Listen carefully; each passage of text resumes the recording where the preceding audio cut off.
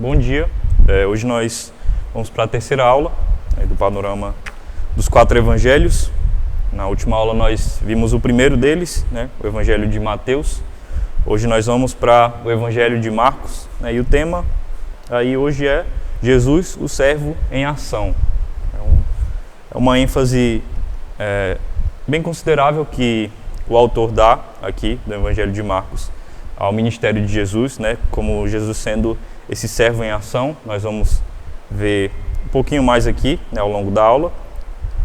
E o Wellington comentou, eu queria perguntar antes de iniciar, quem que já iniciou ou quem sabe já conseguiu finalizar a leitura do evangelho de Mateus. Fica aí o desafio, para nós, continua. Agora tem mais um, o evangelho de Marcos também, para nós lermos, tá? Mas a ideia aqui hoje, assim como nós vimos na última aula, no evangelho de Mateus, é termos essa visão panorâmica, e mais aprofundada do evangelho de Marcos, olhando para ele como um todo.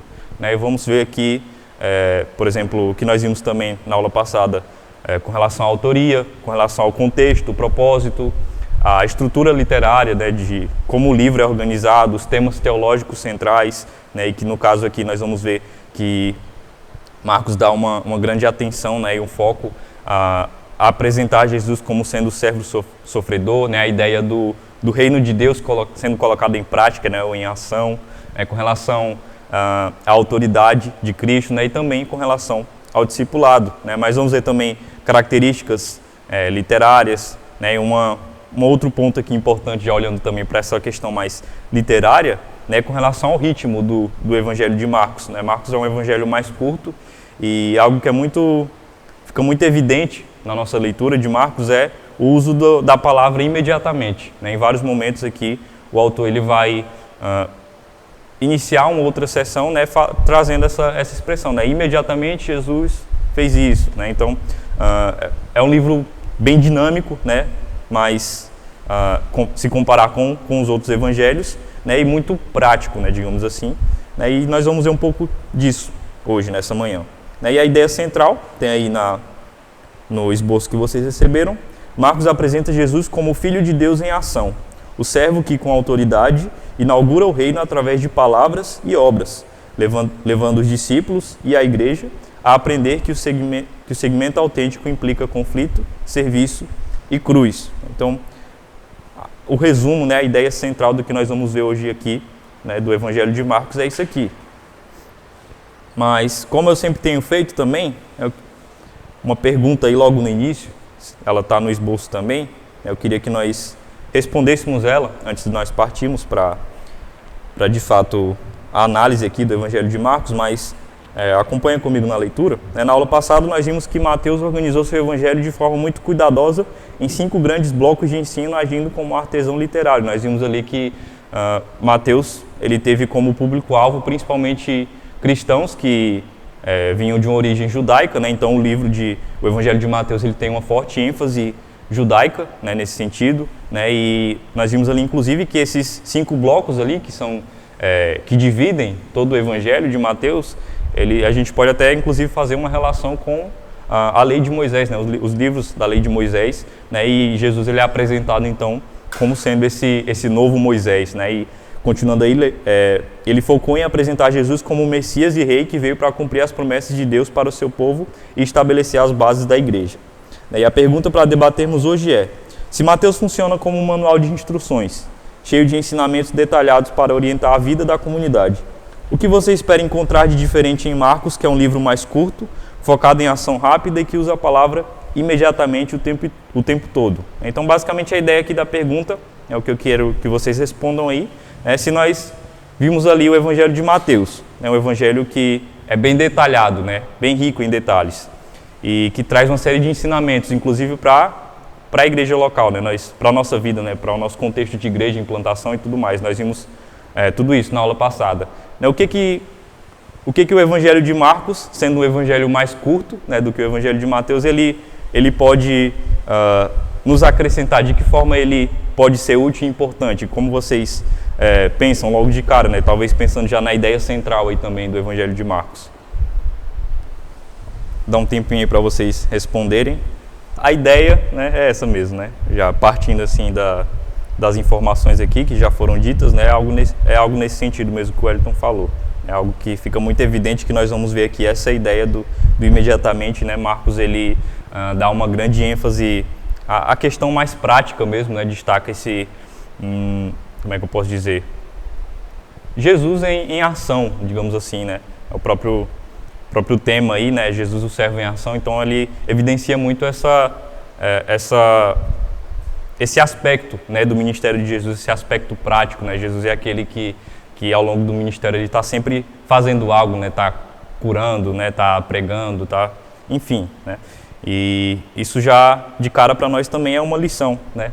Que nós somos chamados também a colocar em prática, né? A prática ela é algo evidente aqui e é uma lição para nós no Evangelho de Marcos, né? Pensando como igreja, né? Nós somos chamados à prática na nossa fé, né? Assim como o nome da nossa congregação, né? Fé e Vida, nós somos chamados à prática. Isso vai ficar muito evidente aqui ao longo da nossa leitura.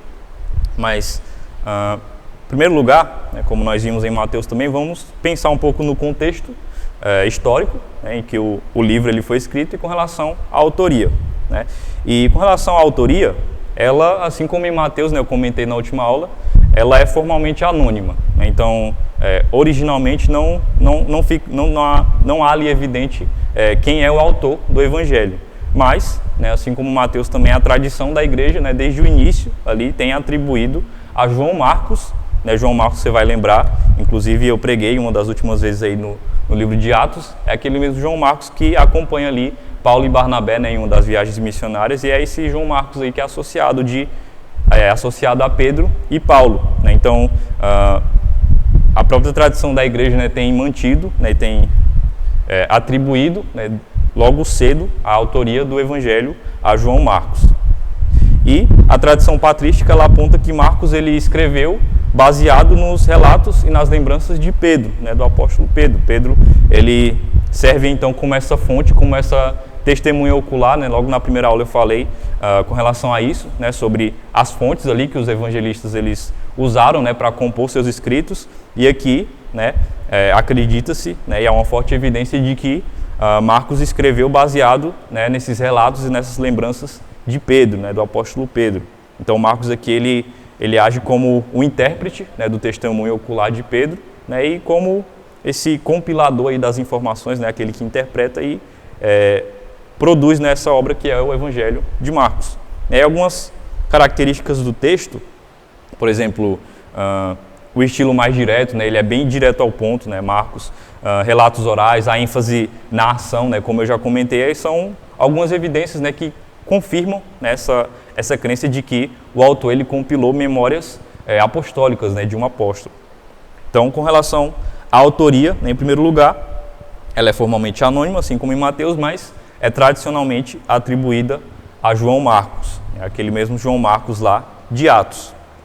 Com relação à data, a data provável, né, o contexto, a data que se acredita que o Evangelho foi escrito é entre 55 e 70 depois de Cristo, né? Então ela foi escrito antes do Evangelho de Mateus, né? Mateus ele foi escrito ali no período posterior, né? Possivelmente depois ali do ano 70 até entre o ano 100 depois de Cristo, e Marcos foi escrito aqui por volta de 55 a 70 depois de Cristo, e possivelmente antes ou em torno da perseguição aos cristãos em Roma, né? E alguns vão sugerir ainda, alguns estudiosos, que essa composição ela ocorreu durante ou logo após o período da perseguição de Nero, lá por volta de 64 a 68 depois de Cristo. Então foi mais ou menos nesse período aí, né? Vamos ter como base esse período entre 55 e 70 depois de Cristo, né? Ele foi escrito antes do Evangelho de Mateus.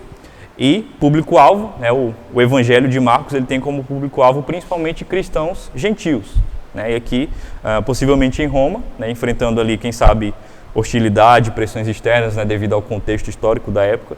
E por isso o Evangelho ele traz uma forte ênfase, né, no serviço, na perseverança, na ideia da mensagem mesmo da cruz, né? Então, pensando aqui na data, né, e no contexto, né, provavelmente foi nesse período aí, durante a perseguição aos cristãos em Roma, e o autor aqui, Marcos, tinha como público-alvo principal cristãos gentios. Ainda pensando também, a gente pode destacar aqui, por exemplo, com relação ao propósito pastoral, né, do Evangelho de Marcos. Alguns pontos aqui que eu queria trazer. Primeiro que um dos propósitos de Marcos aqui é fortalecer a fé em Cristo, né, como o Senhor que age com poder. Né, Jesus fica evidente aqui no seu ministério, né, no Evangelho de Marcos, que ele é aquele que tem autoridade, né, a gente vai ver um pouquinho sobre isso, né, mas nos milagres, né, que Jesus realiza. Mas um outro ponto também, um outro propósito, né, uma outra ênfase é encorajar e formar discípulos que enfrentam oposição. Então o Evangelho de Marcos ele também traz essa ênfase, né, no discipulado. E um outro ponto ainda é mostrar que a verdadeira identidade messiânica ela encontra o seu significado na cruz. Né? A cruz, aqui o sacrifício de Jesus, ele também ganha, ele recebe uma evidência aqui, uma ênfase bem importante. A gente vai ver aqui um pouco mais acerca disso. Né? Mas, em resumo, né, em primeiro lugar, pensando sobre o contexto histórico, né, a autoria, é isso. Né? Possivelmente a autoria, né, apesar dela ser formalmente anônima, é atribuída a João Marcos, né, que escreveu segundo, né, baseado nos relatos de Pedro, entre 55 e 70 depois de Cristo, no contexto ali de perseguição aos cristãos em Roma, e tinha como público-alvo ali os cristãos gentios. Em segundo lugar, nós temos as características literárias de Marcos. Olhando aqui um pouco para a questão literária mesmo, né, não para a estrutura necessariamente em si, mas para a composição do texto, né, como certos termos são usados. Então, primeiro ponto é ritmo e urgência, né, uma das características literárias aqui no Evangelho de Marcos. E como eu falei logo no início, Marcos ele usa repetidamente o termo aí imediatamente, né, imprimindo aí um ritmo rápido, né, a narrativa mais rápida. Inclusive, Marcos é um evangelho mais curto, né, tem menos capítulos. E é como se, pensando aqui, né, como se Marcos estivesse escrevendo ali, né, e com o objetivo, né, de que os seus leitores, né, eles fossem, de certa forma, inseridos ali na narrativa da vida de Jesus, né, no ministério de Jesus. É como se, ao lermos Marcos, nós fôssemos levados ali nesse caminho, né, com Jesus, vivendo esse caminho com Jesus, né, e isso fica muito evidente no cenário de movimento constante que há em todo o livro, né, em todo o Evangelho. Como eu falei, ele tem um ritmo mais rápido, né, então ele termina uma sessão ali, logo já começa outra, né, e esse termo aqui, imediatamente, ele é quase que um padrão ao longo do Evangelho para marcar essas transições aí. E Jesus ele é apresentado como sendo alguém que está sempre em movimento, né, nesse sentido. Outra característica ainda literária de Marcos diz respeito à narrativa de ação. Né? E ao contrário, por exemplo, se a gente olha para Mateus, aqui em Marcos nós temos poucos discursos longos. Né? E a ênfase de Marcos aqui, ela está nos milagres, nas curas, nos confrontos, nas viagens, na reação do povo, né, diante ali de tudo isso, né, e é como se fosse uma espécie de narrativa cinematográfica, né, ele tem esse ritmo mais rápido, né, então outra característica literária marcante aqui do Evangelho de Marcos é essa narrativa de ação, né, ele tem poucos discursos mais longos e é uma ênfase mais prática mesmo. Uma outra característica literária diz respeito ao segredo messiânico. A gente vai ver um pouquinho mais sobre isso depois, algumas vezes, mas Jesus, ele frequentemente, quando você for ler o Evangelho de Marcos, você pode ficar atento a isso, né? Mas Jesus frequentemente te manda que não se divulgue a sua identidade após realizar alguma cura, algum milagre, né? E aí tem alguns textos de referência, né? Marcos 1:34, Marcos 5:43, Marcos 8:30, né? Então você pode dar uma olhada depois nesses textos, e isso tem uma finalidade, né? E o fato de Marcos evidenciar isso, né, na escrita do Evangelho, né, tem uma finalidade teológica, né? Nós temos visto que até mesmo a estrutura do livro, ela pode e por vezes tem também um significado, né, uma aplicação para nós. Nós vimos ali no Evangelho de Mateus as 5 divisões ali do Evangelho, né, elas têm todo um significado, e aqui também, né, essa evidência aqui, né, essa evidência de Jesus frequentemente, né, mandando pedindo para que as pessoas não divulgassem a sua identidade, tem uma finalidade teológica, né, que é de controlar a revelação progressiva da messianidade para sublinhar o caminho da cruz, né? Então a revelação ali ela deve acontecer de forma progressiva, né? Por isso que Jesus faz isso, né? Ele pede ali para que não se divulgue sua identidade. Uma outra característica literária é o foco nos verbos, né, na ação, né? Nós já temos visto aqui, não só no termo imediatamente, né, mas há uma grande ênfase também no Evangelho nas ações de Jesus, né? Marcos aqui ele enfatiza o fazer de Jesus, e isso casa bem com a ideia, trazendo uma aplicação. Nós vamos ver no final algumas aplicações, mas, por exemplo, com a nossa realidade, né, com relação a desenvolvermos essa espiritualidade missionária, né, com relação à plantação de igreja, né? Então, quem sabe aqui já acrescentando a pergunta que eu fiz logo no início, né, o que nós vamos ter aqui de lição também, que fica muito evidente para nós, vai ficar muito evidente, é essa característica, né, da prática mesmo, da fé sendo posta em prática, né? Então, uma outra ênfase aí dada esse foco, né, na ação, né, nos verbos, né, no fazer de Jesus. Até aqui alguma dúvida? Certo, senão vamos seguir.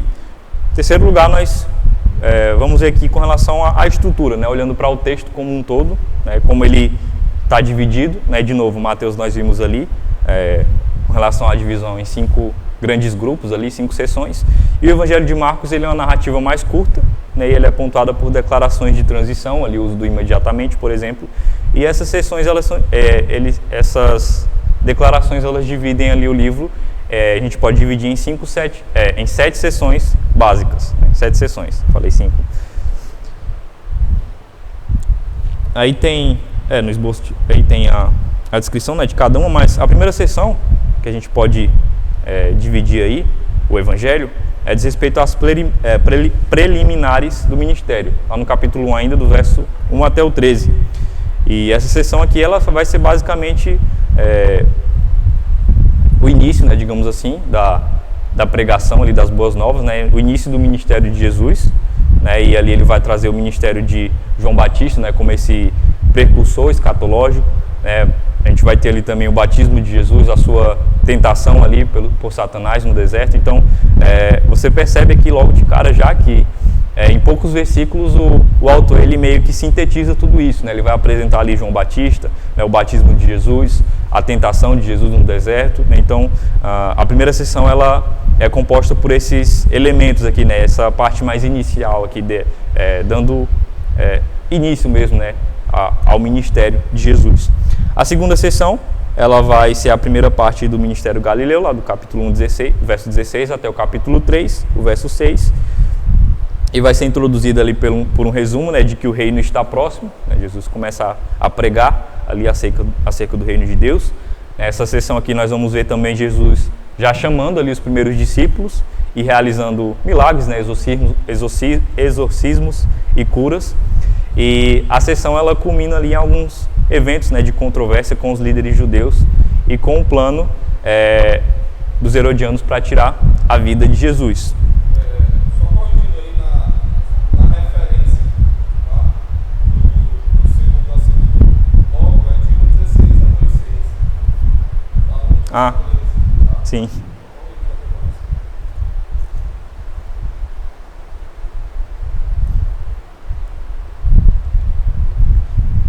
A terceira sessão, ela vai ser a segunda parte do ministério Galileu. Vai ser do capítulo 3, verso 13, até o capítulo 5, verso 43. E ela vai focar especialmente ali no reino de Deus, né, que já é introduzido por Jesus ali na sessão 2, mas aqui ela vai ter um foco maior, né, a mensagem do reino de Deus. E nessa parte que nós vamos ter também a nomeação dos 12 apóstolos, né, o início da oposição ali também, né, dos mestres da lei, né, e ensinos por parábolas, e algo que também é muito importante aqui, que tem esse destaque nessa segunda sessão, são 4 milagres que demonstram o poder de Jesus sobre a natureza, sobre os demônios, sobre as doenças e sobre a morte, né? Então, nós vamos ler ali uma série de relatos, né, que vão evidenciar esse poder, né, de Jesus, né, sobre cada um desses aspectos aqui. A quarta sessão é a fase final do ministério galileu, do capítulo 6, verso 7 até o capítulo 8, verso 26. E aqui Jesus ele amplia, né, as demonstrações de poder e as críticas aos costumes judeus. E aqui o que ganha evidência nessa sessão é o envio dos 12 em missão, a alimentação ali dos 5.000 também, outro relato, e a caminhada sobre as águas e a cura de uma mulher gentia, né? E essa sessão aqui ela vai terminar com a cura de um homem cego. Então, só fazendo uma pausa aqui, abrindo parênteses, mas a gente percebe que como em cada momento aqui, né, do Evangelho, há uma forte ênfase na prática, né? Como eu falei, na prática, no ministério mais prático de Jesus, digamos assim, né? Jesus é aquele que está sempre curando, né? Realizando algum milagre, ensinando, né? Enviando os apóstolos. Então, fica claro aqui para nós, né? E quando nós formos fazer a leitura, né, do Evangelho como um todo, temos atenção a isso, né? Como o Evangelho evidencia essa questão mais prática, né? Ele é mais prático, ele nos chama à ação. A quinta sessão, ela diz respeito ao caminho da glória e do sofrimento, capítulo 8, 27 até o 10, verso 52. E essa sessão aqui, ela é meio que o ponto central, né, de todo o Evangelho. Ela é, digamos que, um divisor de águas no Evangelho. O Evangelho que começa, essa sessão ela começa, na verdade, com a confissão de Pedro, né, de que Jesus ele é o Messias, e o foco muda, então, né, da multidão para os discípulos e para a cruz, né, apresentando uma sequência repetida. Eu coloquei uma tabela aí de 3, ela se repete 3 vezes. Primeiro, Jesus ele prediz sua morte, né, os discípulos entendem mal, né, o que Jesus está querendo dizer, e Jesus ensina sobre o custo do discipulado. Isso vai acontecer lá no capítulo 8, a partir do verso 31, vai acontecer de novo lá no capítulo 9, verso 30, e lá no capítulo 10, no verso 32 até o 45, acho que está dando para enxergar, não tá?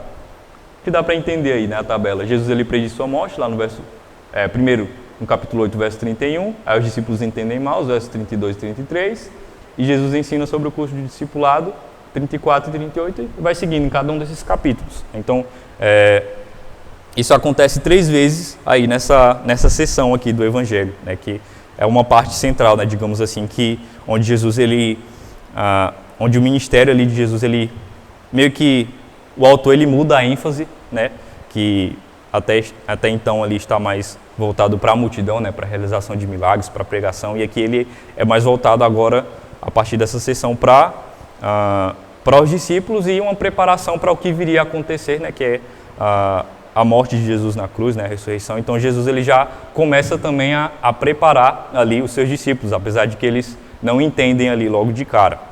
A sexta sessão diz respeito ao ministério final em Jerusalém, que ela vai do capítulo 11 até o capítulo 13, verso 37, e ela vai narrar ali os dias de confronto, direto ali na capital, né, iniciando com a entrada triunfal, né, a purificação no templo. E nessa sessão nós vamos ver ali diversos debates, né, com autoridades judaicas, o discurso das oliveiras, onde Jesus ele exorta a fidelidade, mesmo diante ali do sofrimento, né, e da sua volta futura. E a sétima sessão, a última sessão, ela diz respeito às narrativas da paixão e do túmulo vazio, capítulo 14 até o capítulo 16. Né, nós vamos ver ali o relato da última ceia, Getsêmani, a prisão de Jesus, né, os julgamentos perante o Sinédrio, a crucificação, o sepultamento e, por fim, o anúncio da ressurreição no túmulo vazio. Então, a gente pode pensar, inclusive, né, para facilitar aqui a nossa compreensão, a gente pode comparar a estrutura de Marcos, por exemplo, com uma peça teatral. Uma peça de teatro, geralmente, ela é dividida em 2 atos. Né? Tem o primeiro ato, uma pausa, e o segundo ato. E, se a gente faz essa relação aqui com o Evangelho de Marcos, né, o primeiro ato ele corresponde a esses capítulos 1 até o 8, que foca ali na identidade de Jesus como sendo Filho de Deus, né, aquele que realiza milagres, né, há uma forte ênfase nos milagres. E o segundo ato, que é o capítulo 8 até o capítulo 16, revela que essa identidade ela só é plenamente compreendida através do sofrimento, né, e da cruz, da morte de Cristo. E o ponto central aqui, que é a confissão de Pedro, lá no capítulo 8, é o ponto aqui que funciona como essa virada de cortina, ou esse divisor de águas que muda o foco, né, da ação para encaminhar, né, para esse desfecho final. Quarto ponto aí, nós vamos ver agora com relação aos temas teológicos que são centrais em Marcos. O primeiro deles é Jesus, ele é apresentado aí como Filho de Deus com autoridade, né? Eu comentei um pouco sobre isso antes, mas a confissão lá logo no primeiro capítulo, né, e as revelações subsequentes, elas comunicam essa autoridade que Jesus tem. Né? Eu destaquei alguns textos ali, autoridade sobre os demônios, sobre as doenças, sobre a natureza e sobre até mesmo a morte. Né? Então Jesus, ele é apresentado como Filho de Deus com autoridade, em primeiro lugar. E essa autoridade de Jesus é uma autoridade servidora, ou seja, Jesus, ele governa também pelo serviço. Né? Eu lembro que eu comentei, não sei se foi na primeira aula, mas Jesus é um líder, né? Um tipo de líder, né? Que o povo, digamos que não esperava. Né? O povo esperava, quem sabe, alguém com poder militar, algo nesse sentido, mas Jesus, ele demonstra essa autoridade, mas de uma outra forma. Né? E uma das formas aqui que fica evidente no Evangelho de Marcos é que essa autoridade de Jesus, ela é uma autoridade servidora. Né? Jesus, ele governa por meio do serviço. Né? Isso fica também como uma lição para nós já. Um segundo tema teológico ainda, que fica evidente para nós, é o reino de Deus em ação. A gente já tem visto aqui até então, né? Mas logo lá no início, Marcos 1,15, Jesus, ele fala, né, que o tempo está cumprido, o reino de Deus está próximo, arrependam-se e creiam no Evangelho. Nós temos dois chamados aí, né? Não só crer no Evangelho, mas também arrepender-se, né? De novo, fé e vida, né? E a nossa fé, ela deve guiar a prática, né? Isso fica muito, muito claro para nós aqui no Evangelho, né? Essa ênfase na prática, aqui nas ações de Jesus também são um chamado para nós, né? De que a nossa fé, ela deve ser posta em prática, né? Ela não é só teórica, né? Ela não deve ficar só no campo do intelecto, né? Mas ela deve ser colocada em prática. E também que o reino, ele é demonstrado nas obras, né? Jesus, ele vai realizar uma série de curas, através da libertação, do perdão, enfim, né? E não apenas no discurso, né? Obviamente, Jesus, ele prega, né? Anuncia o reino de Deus, mas também ele parte para a ação, né? E da mesma forma, isso é um chamado para nós, né? Somos chamados também à prática. Um terceiro tema teológico ainda diz respeito à cruz como centro da messianidade, né? Marcos, ele reinterpreta aqui a ideia popular de Messias triunfante, né? Ele vai mostrar aqui que o Messias, ele deve sofrer, né? E os anúncios aqui da paixão, lá do capítulo 8 em diante, né? Nós vimos esses textos aqui na tabela anterior, eles preparam os discípulos ali para o que viria a acontecer, né? E também um outro ponto aqui é que o verdadeiro poder messiânico, ele se manifesta na cruz, né? Então, o que nós também tiramos como lição aqui na leitura, né, do Evangelho de Marcos é que a cruz, ela era algo necessário, né? Jesus, ele fala isso, né? Ele ensina, ele prepara seus discípulos de que ele deveria passar por aquilo, né? E também, então a lição para nós, um outro ponto aqui, uma ênfase teológica nesse sentido, é que a cruz, ela age também como esse centro aí da messianidade, né? Que era algo necessário, né? Jesus deveria passar por isso, para que nós tivéssemos, né, de fato, o perdão. Um outro tema teológico, né, de destaque aí é no que diz respeito ao discipulado e o fracasso dos discípulos, né? Marcos aqui, ele é cru, né, digamos assim, ao mostrar a fragilidade dos discípulos. Por exemplo, a incompreensão deles, né, nos textos que nós vimos aqui, né, mas em outros momentos também, o medo dos discípulos, o abandono e até mesmo a negação, né, de Jesus. E isso, de certa forma, traz para nós aqui um consolo pastoral, né, de que Deus, ele usa discípulos falhos para cumprir sua missão, mas também, ao mesmo tempo, ele exige aprendizado e transformação, né? Então, de certa forma, aqui, isso é um conforto para nós, né, ao olharmos aqui para a vida dos discípulos. Isso fica muito evidente também aqui no Evangelho de Marcos, é que os discípulos, eles falham, né, em vários momentos, né, mas Deus usa, né, os discípulos e, obviamente, né, nós somos chamados à fé e a uma mudança de vida, né, o arrependimento, a mensagem de Jesus ali, né, arrependam-se e creiam, né, que o reino de Deus está próximo.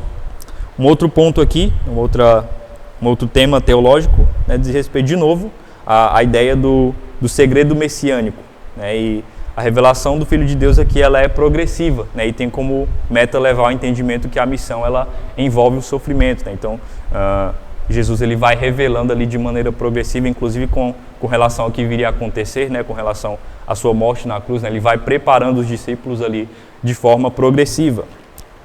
E por último, um outro tema teológico aí de destaque no Evangelho diz respeito à soteriologia prática, né, ou seja, da ação que salva, né, a salvação em Marcos ela se manifesta em uma restauração integral, né, ou seja, a cura, a libertação e o perdão e a comunidade restaurada. Por exemplo, se a gente olha para o texto ali da cura do paralítico, aquele homem ele recebe ali o perdão, né, mas ele também recebe uma cura física, né, então um outro ponto aqui para nós é essa soteriologia prática, né, essa salvação que é apresentada no Evangelho de Marcos, ela se manifesta em uma restauração integral. Quinto lugar, acho que tem uma tabela aí também para vocês acompanharem, mas algumas conexões com o Antigo Testamento. A gente viu um pouco disso no Evangelho de Mateus ali, principalmente o cumprimento de profecias ali, que é um dos focos ali, um dos objetivos, já que Mateus ele estava falando com o público primariamente de origem judaica, né? Então ele quer apresentar Jesus como esse cumprimento ali das profecias, né, do Antigo Testamento. E aqui nós temos também algumas conexões, né, com o Antigo Testamento no Evangelho de Marcos, por exemplo, com relação ao servo sofredor de Isaías 52, 53, né, o cumprimento aqui em Marcos está lá no capítulo 10, verso 45, onde o sofrimento do Messias é necessário e redentor. Outro ponto ainda, outro tema, diz respeito à libertação e salvação, que nós vemos em vários textos, por exemplo, em Êxodo, em Salmos, e Jesus ele demonstra libertação, e isso é evidenciado aqui no Evangelho de Marcos, né? Por exemplo, a expulsão dos demônios. Um outro tema ainda diz respeito ao reino vindouro, né? Que é apresentado ali nos profetas, né? Por exemplo, Daniel, Isaías, e nós vemos em Marcos a inauguração do reino, né? Por atos poderosos, em Marcos capítulo 1, verso 15, e por fim um outro ponto, uma outra conexão aqui de destaque diz respeito ao caminho do servo, que no Antigo Testamento tem também salmos de messianismo, né, que falam sobre isso, e o caminho da via dolorosa que conduz à glória lá de Marcos 15 e 16, né, que essa revelação progressiva, né, e como Jesus ele deveria passar, né, pela cruz ali, pela morte, né, enfim, né, mas algumas conexões aqui que a gente pode fazer, né, e de novo, o Wellington até comentou na última aula, né, a ideia aqui é nós vermos como cada texto da Bíblia, né, mesmo do Antigo Testamento e Novo Testamento, ele não está ali de forma isolada também, mas ele se conecta com vários outros textos. Aqui nos Evangelhos nós vemos muito isso, o cumprimento ali de uma série de profecias, né, de aquilo que já é dito no Antigo Testamento. Até aqui alguma dúvida? Um comentário? Queria pegar esse gancho que você deixou aí. Se a gente olha, leitura rápida aqui, os textos. O sexto ponto aí, na verdade, eu não vou ler ele aqui inteiro, né? Não tem, na verdade, nenhuma explicação, né, digamos assim, mas fica como tarefa, quem sabe, né? Você pode até marcar aí depois, mas são algumas passagens-chave em Marcos, né, alguns comentários aí em cada uma delas, né, mas são pontos importantes de toda a narrativa, né, então fica aí como desafio, né, quando você for ler Marcos, quem sabe passar por cada uma dessas passagens aqui, né, e marcando na sua Bíblia talvez, né, e ver aqui a ênfase, né, e tentar relacionar com tudo que a gente está vendo aqui, né, cada um desses pontos aqui são pontos importantes, né, que destacam, né, o que a gente já tem visto até então, né, da ênfase do autor, né, do seu objetivo. Então, tem uma lista aí, né, no esboço que vocês receberam de vários textos. Fica como desafio aí, quando formos fazer a leitura de Marcos, de darmos uma atenção para esses textos aí, passarmos por eles, quem sabe marcar, né, e entender, para entendermos melhor como o autor desenvolve aqui, né, qual é o foco dele, né, como tudo isso que a gente está vendo aqui está presente, né, de fato no Evangelho. Então, fica aí para estudo depois, né, um desafio. Mas, em sétimo lugar, o sétimo ponto aqui diz respeito a Marcos e a cristologia prática. Vocês têm um texto aí, a gente pode ler. Marcos não fica em especulações abstratas. apresentam uma cristologia que se vive. Jesus é o Messias, cuja autoridade salva e cujo caminho é a cruz. A ênfase na ação implica que conhecer Jesus envolve participar de sua missão, ou seja, ir, servir, pregar, curar. Então, a cristologia, né, esse campo da teologia onde nós estudamos acerca de Jesus, né, de sua obra, sua vida, né, seu ser. Então, o que fica muito evidente aqui, né, eu comentei logo na primeira aula, que cada um dos autores, cada um dos evangelistas traz uma ênfase, né, e que todas essas ênfases juntas, elas trazem uma visão mais completa acerca de Jesus, seu ministério. Algo que fica em destaque aqui no Evangelho de Marcos é que essa cristologia ela é prática, né? Ou seja, o ministério de Jesus e o nosso chamado também é algo que envolve prática, né? Não só a teoria, né? Nós somos chamados assim como Jesus, né? Que lidera ali pelo exemplo, né? Que exerce essa autoridade por meio do serviço, né? Nós somos chamados também a fazer o mesmo, né? A ir, a pregar, a curar, né? A ensinar, enfim, né? A servir outras pessoas, né? Então tudo que a gente tem buscado fazer, né, enquanto igreja, né, logo de início, ação social, enfim, né, projeto com a escola, e todas as questões, né, própria pregação, né, todo domingo, mas tudo isso nós temos como base a própria Escritura, né, nós somos chamados, né, isso fica claro aqui para nós, que nós somos chamados a fazer tudo isso, né, a agir, né, de forma prática também, né, fé e vida, né, de novo, né, nós somos chamados à prática, né, a colocar a nossa fé em prática, né, em momentos que às vezes nem vão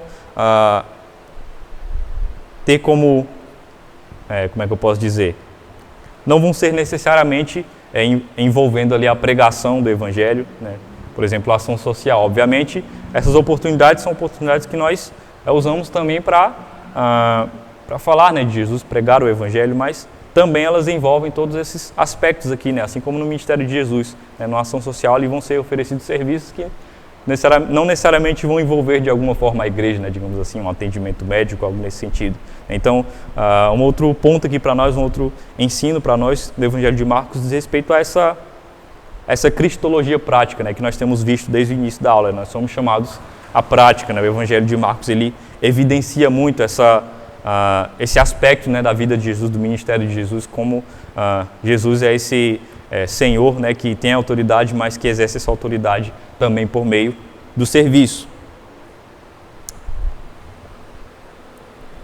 Oitavo ponto, também tem um texto aí para vocês acompanharem, mas algumas leituras comparativas. A gente não fez isso na aula passada, né, mas aqui como a gente já viu um dos evangelhos, né, mas trazendo uma relação, né, vermos como cada um dos evangelhos eles podem acrescentar, né, podem se complementar. Né? Por exemplo, enquanto Mateus insiste no cumprimento profético e em Jesus como rei, Marcos enfatiza o movimento messiânico e a missão prática. Né? Então, já fica claro aí, né, qual é o foco, né, de cada um. Nós já vimos dois aí. Então, voltando aqui, quem sabe para a pergunta agora, você poderia talvez respondê-la com mais detalhes, né? Então fica muito evidente aqui para nós que mesmo sendo um evangelho mais curto, né, menor do que o de Mateus, mas Marcos também tem uma importância fundamental para nós, né, enquanto igreja. Com os outros evangelhos nós vamos ver ainda mais. Lucas ele vai ampliar a compaixão, a inclusão social, e João ele aprofunda a dimensão ontológica, né, da divindade, né? Ontologia, essa área que estuda características mais gerais, né? Por exemplo, com relação a Jesus, né, apresentado ali como sendo o verbo, né? Então, nós vamos ver ainda, né, o Evangelho de João, mas estudar Marcos primeiro dá impulso à ação. Os outros evangelhos completam com ensino, né, presente em Mateus, que nós já vimos, compaixão em Lucas, que vai ser uma das ênfases que nós vamos ver na próxima aula, e a teologia em João. Né? Então, mesmo que nós não tenhamos visto ainda os outros dois evangelhos, mas fica mais claro aqui para nós, né, o que eu já falei logo lá na primeira aula, né, de que cada um dos evangelhos eles se complementam, né, e eles são importantes porque cada autor escreve de uma perspectiva única, né, em um contexto específico, né, para um público específico, e cada uma dessas especificidades elas nos trazem uma compreensão mais completa, né, acerca de Jesus e do nosso chamado enquanto cristãos, né, enquanto igreja. Por fim, algumas implicações ou aplicações práticas para uma igreja em plantação. Você pode acompanhar também na leitura. Primeiro, formação da identidade missionária. Marcos modela uma comunidade que vai ao encontro das pessoas. Jesus ele vai ao encontro das pessoas, os discípulos também, é uma comunidade que anuncia o reino em palavras e obras. E plantação precisa tornar-se igreja em movimento, não apenas administração, mas missão prática. O que nós temos tentado fazer logo de início, isso é muito importante, que obviamente deve, e o que nós esperamos é que isso continue claro, na nossa identidade como igreja, é esse aspecto prático, essa formação de uma identidade missionária. Segundo, discipulado na prática. Use Marcos para ensinar que o discipulado é diário e encarnado, ver Jesus em ação e imitá-lo, basicamente, o que é o discipulado. Enfatiza o treinamento prático, treinamentos de evangelismo, visitas, ministério de cura, assistência conforme realidade local. De novo, é um chamado para nós aqui, é uma aplicação para nós, como igreja, logo de início, a colocarmos em prática o discipulado, que esse discipulado que envolve ver Jesus em ação e imitá-lo. Nós temos feito isso, nós temos visto aqui, acerca do ministério de Jesus, nós somos chamados a imitá-lo. Terceiro, coragem diante da oposição. Marcos fortalece a perseverança. E você vai lembrar logo do início, eu falei do contexto ali onde foi escrito, possivelmente no contexto de perseguição em Roma. Então, o contexto ali, quando nós entendemos isso, fica muito mais claro para nós aqui o porquê dessa ênfase do autor. Mas Marcos ele fortalece essa perseverança. É uma igreja plantada, enfrentará a oposição, e o padrão é fidelidade até a cruz. Quarto, humildade e serviço. Jesus, como servo, molda a liderança. Pastores e líderes devem servir sacrificialmente. Então, um chamado também para pastores, líderes, e para cada cristão, na verdade, todos nós somos chamados a esse serviço sacrificial. Quinto, pregar a cruz com ousadia. O evangelho centrado na cruz, não em técnicas de sucesso. E a plantação ela cresce quando proclama a reconciliação operada pela cruz e demonstra o fruto salvador. Então, nós somos chamados a isso também, assim como é a ênfase aqui do evangelista, com relação a esse caminho da cruz, ao que era necessário, que Jesus passasse por isso, nós somos chamados também a pregar isso. Só uma conclusão aí, no slide você pode acompanhar, mas Marcos nos chama a ver Jesus em movimento. O Filho de Deus que age com autoridade, que chama discípulos imperfeitos para uma missão que culmina na cruz e na ressurreição. Para uma plantação de igrejas, Marcos é um livro de formação missionária, ensinação, serviço, coragem e dependência do Senhor. Então, que isso fique evidente para nós, e de novo, desafio para nós lermos aí o Evangelho de Marcos agora, quem não finalizou ainda ou quem não começou a ler Mateus, e agora tem mais um, Evangelho de Marcos, um Evangelho menor, à medida que você for lendo,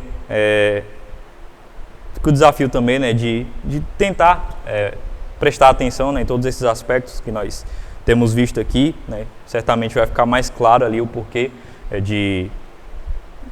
do que cada autor escolheu colocar ali, escolheu omitir, enfim, todos esses aspectos eles vão ficar mais claros quando nós lemos, tendo em mente esse contexto e tudo mais. Então fica o desafio aí. Eu não sei se eu comentei com o Elton no próximo domingo, eu provavelmente não vou estar aqui, eu vou estar em viagem, eu não sei se ele vai dar outra aula já. Vai? Então, uma semana aí, eu acredito que não dá para terminar, talvez, para quem está lendo Mateus ainda, mas fica o desafio aí até o fim de toda a série, nós lermos todos os evangelhos, e tendo em mente cada um desses aspectos aqui, como o Elton falou, importante manter aí esse esboço, guardar para quando você for ler, você ir analisando, e olhando cada um desses aspectos e como eles estão presentes ali em cada um dos evangelhos. E como a gente sempre tem feito, tem algumas perguntas aí para discussão, a gente pode dividir em 2 grupos de novo, e a gente vai ter um tempinho aí para conversar.